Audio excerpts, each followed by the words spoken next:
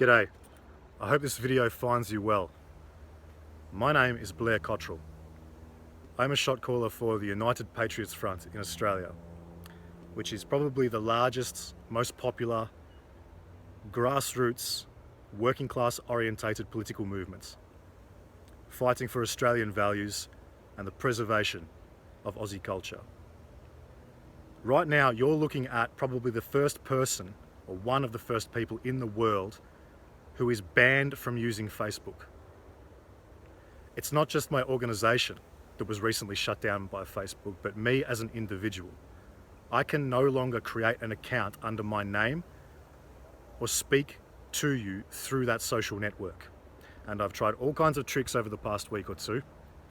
I've made lots of new accounts. I've created pages linked to accounts which are not mine.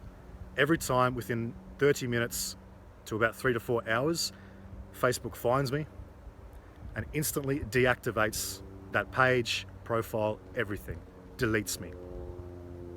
I don't know how they find me so quickly. I don't know whether they've flagged my IP address for my internet or my phone, whether it's facial recognition technology.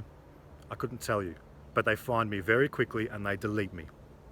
Now, I've had some time to consider why they've done this right now, especially since we've been rather quiet on Facebook lately. I've been addressing you, Australian public, probably only once a week. And I've come to believe that this censorship attack on me and my organisation has a lot to do with our upcoming court battle. During our political campaign to prevent the local council in Bendigo from building the largest mosque in Victoria, we raised a hell of a lot of support. And we also conducted a number of stunts in order to raise awareness or ensure that the public was aware a mosque was being built in the area, because a lot of people in Bendigo didn't even know, and also to protest against the doctrine of Islam in general. I and 2 of my colleagues were charged with a criminal offence for offending Muslims on Facebook. We went to court for the first time in March, and we had a huge amount of support behind us.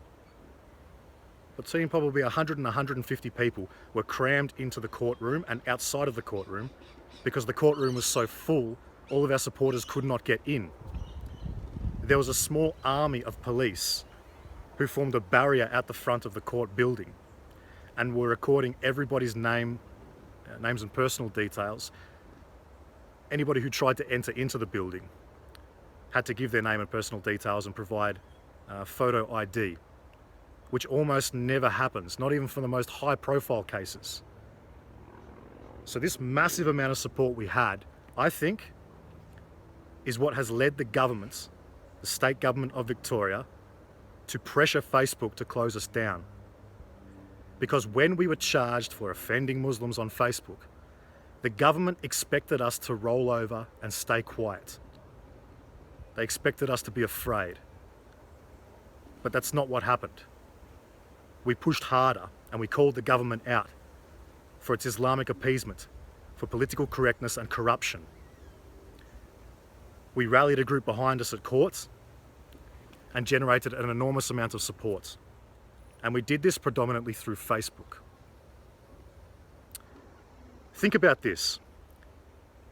If the judge actually hands down a guilty verdict to us Tuesday next week at Melbourne Magistrates Court, and there's 100 or 200 or 300 ardent patriots standing behind us in the courtroom, outside the building, bold, courageous people, ready to sacrifice everything for their country, do you think all of those people are going to accept that? I don't think they will. And I think the state government knows that. And so the government has done the only thing it could do to sever my tie to you, to ensure that I can no longer speak to you through Facebook, which is why I'm using YouTube now, in the hope that you will forget that we are going to court, that you will forget that your rights and liberties are at stake this Tuesday on the 23rd of this month at Melbourne Magistrates Court at 9 a.m. They don't want our supporters there. They want to keep everything contained, quiet, find us guilty, send us to prison or reprimand us in some other way without any drama. How stupid would the state government look if 200 or 300 members of the public took over Melbourne Magistrates Courthouse for a few hours? How stupid would the courts look? The whole system would look like a joke. And I think that's what they're afraid of.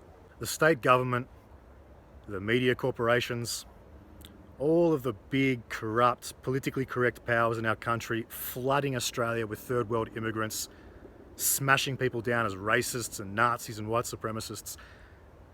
All of these bureaucratic powers, they are very worried about us, and they are watching us very closely. They have been for some time. They are worried about the amount of support we have, the amount of support we've generated. We have hosted some of the largest public demonstrations in the history of this country, for our politics at least. And someone now might say, oh, but there are plenty of Aboriginal rights rallies and pro-refugee rallies in Melbourne that have been bigger than yours.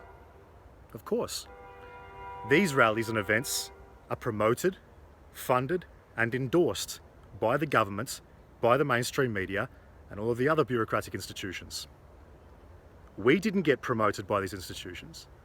We didn't get any funding or endorsements. In fact, we were attacked and slandered by all of these institutions consistently, yet we still rival the power of every other political organisation in this country. People still follow us and they still believe in us. And that's why Facebook has shut us down. It doesn't want the monstrous amount of support we have affecting the outcome at court this coming Tuesday, the 23rd of May at Melbourne Magistrates at 9 AM. If you love your country, if you want to protect your culture and our values as Australians, if you want to secure a future for your own children, it is absolutely essential that you stand with us at court this Tuesday on the 23rd of May. Bring your friends, bring your family, bring everybody you can, and show the judge, show the government that the Australian public is behind us. We won't roll over.